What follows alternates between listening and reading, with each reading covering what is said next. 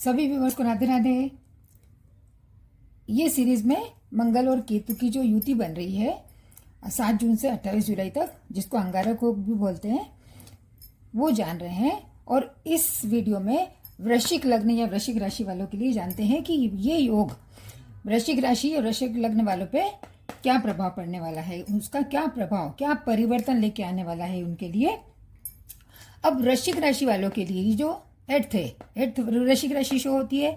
अब ये वृश्चिक राशि या वृश्चिक लग्न आप जिससे भी देखते हैं तो ये योग इनकी कुंडली में 10th हाउस में पड़ रहा है। मंगल और केतु का योग पड़ रहा है।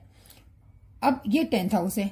अब 10th हाउस आपके स्टेटस को शो करता है, नेम फेम रिकॉग्निशन जो आपको लाइफ में मिलने वाला है उसको शो करता है।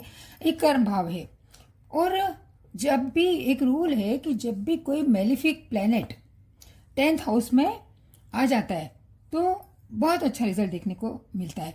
पर यहाँ क्या है, मंगल तो पावरफुल है, प्लस वो बैठे हैं केतु के साथ में। ये दोनों फायर एनर्जी मिल गई हैं। केतु क्या बोलते हैं, डिटैचमेंट का कारक है। कोई भी चीज को लेट गो करने को बोलते हैं, जाने दो जाने दो।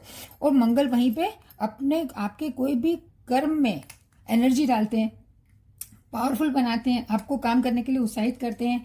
तो यहाँ पे मंगल केतु की एनर्जी है।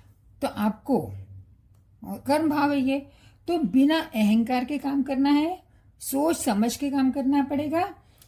कोई भी चीज को, जिस भी चीज में आप जो भी प्रोफेशन में है उसमें आपको डीप में जाके काम करना पड़ेगा, डेप्थ में जाके काम करना पड़ेगा।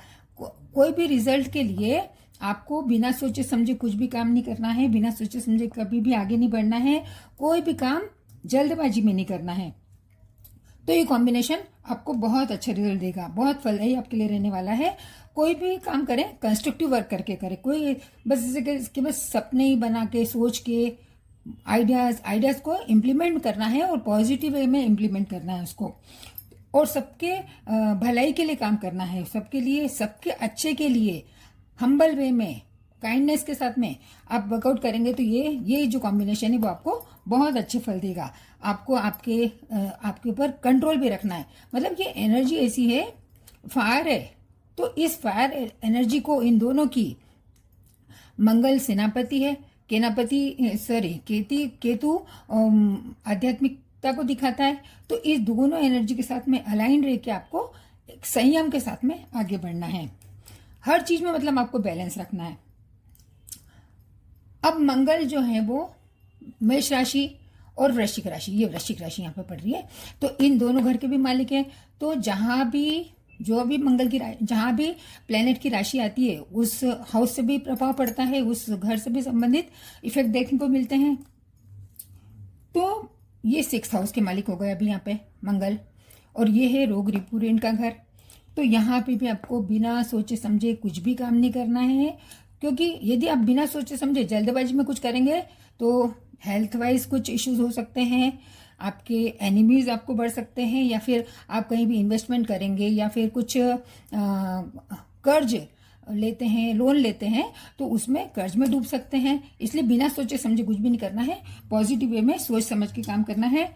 अब दृष्टि देख लेते हैं मंगल की चौथी दृष्टि लग्न पे पड़ रही है, 1 2 3 4, तो आपके लग्न पे एसेंडेंट पे पड़ रही है। और फर्स्ट भाव क्या होता है, लग्न क्या होता है, आपके खुद को दिखाता है, आपकी पर्सनैलिटी को दिखाता है, आप कैसा सोचते हैं, आपके थिंकिंग पैटर्न कैसे हैं, आपके काम करने का वे कैसा है, उन चीजों को दिखाता है। तो आप अभी ये मंगल एनर्जी डाल रहा है, तो इस पीरियड में आप थोड़ा जिम, योगा, आप फिजिकल एक्सरसाइज वो ज्यादा कर सकते हैं, खुद के ऊपर ज्यादा सोच सकते हैं। ऐसा भी हो सकता है, मतलब खुद की पर्सनैलिटी पे ज्यादा ध्यान देते हुए दिख रहे हैं यहाँ पे। और मंगल अभी 6ठे हाउस के भी मालिक हैं, सॉरी 7वीं दृष्टि देखेंगे। अभी तो चौथी हो गई, चौथी, 5वीं, 6ठी, 7वीं। अब 7वें भाव सामने देख रहे हैं, वहां पे राहुदेव विराजमान है। तो ये होता है आपके घर के एटमॉस्फेयर, आपके घर के एनवायरमेंट का, और आपकी माता जी का होता है, आपके फ्लैट परचेस का, व्हीकल का, उन सब चीजों का होता है। और यहाँ पे राहु बैठे हुए हैं और मंगल केतु सामने ही है। तो इन सब चीजों में आपको ध्यान देके काम करना है। आपकी माता जी की हेल्थ का ध्यान रखना है, उनके साथ कोई मतभेद ना हो, ये भी ध्यान रखना है। और कोई भी चीज में आप यदि एक सामंजस्य बना के चलेंगे तो कोई भी चीज में कोई मतभेद की स्थिति नहीं होगी। और मतलब जैसे पॉजिटिव हैंडल करना है आपको, नहीं तो क्या होगा कि अननेसेसरीली छोटी छोटी बातों पे बड़ा विवाद हो सकता है। इसलिए आपको, क्योंकि ये सब एनर्जीज बहुत स्ट्रांग है, तो इसके लिए ये सब ध्यान रखना है। और मंगल की अभी 8वीं दृष्टि आपके 5th हाउस पे पड़ रही है। 5th हाउस आपकी संतान का होता है, आपकी जॉब का होता है, आपकी मंत्र चैंटिंग का होता है, सोच समझ के करना है। स्टूडेंट्स का होता है जो एजुकेशन का, तो पढ़ाई कर रहे हैं तो उनको भी, स्टूडेंट को पूरा फोकस होके काम करना पड़ेगा यहाँ पे। और हालांकि गुरु का घर है ये, पर शनि देव विराजमान है और मंगल की 8वीं दृष्टि पड़ रही है, तो स्टूडेंट्स को पूरा अपनी पढ़ाई पे फोकस करना पड़ेगा, क्योंकि एक षडाष्टक योग बन रहा है यहाँ पे। आपकी लव लाइफ को भी दिखाता है, आपके एजुकेशन को दिखाता है।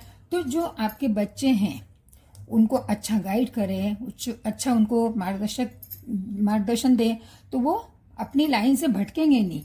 तो इस प्रकार पॉजिटिव वे में इस योग को आपको यूज करना है, तो ये आपके लिए बहुत अच्छा रहने वाला है। ऑल ओवर मतलब आपको बिना सेल्फिश हुए, बिना अहंकार के, बिना ईगो के, हम्बल वे में आपको काम करना है।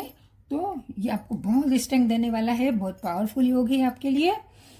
तो इस तरह से आप ये काम कर सकते हैं। तो ऑल द बेस्ट।